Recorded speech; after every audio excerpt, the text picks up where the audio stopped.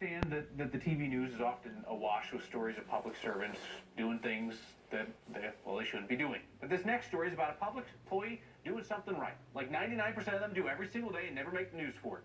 They are, as we like to say, the good ones. And they're almost all good ones. Denver Police Sergeant Jaime Lucero was doing his job, patrolling a neighborhood, when he struck up a conversation with a 7-year-old named Raymond Everts. That was 20 years ago. Now Raymond wants to join the sergeant on the force. I'm Raymond Everts. I've grown up in this neighborhood for 27 years. Just wanting to give kudos to an officer who's really made an impact. Sergeant Jaime Lucero with Denver Police Department District 6. I was 7 years old when I first met Jaime, and the interaction affected me just because of me growing up in a neighborhood like this. Whenever you see a cop car, it's usually because somebody's done something wrong and they're going to have to pay for what they've done. However, Jaime will just cruise through the area and talk to us and interact with the kids, showing that just because he wears a badge, he's still got a heart behind it.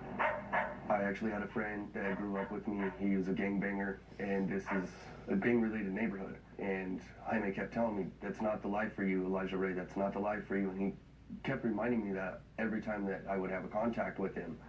And that actually drove me to go into the Denver Police Explorers, which is something that you're exploring the career of a cop. And when I was in the Explorers, the police gear is very expensive.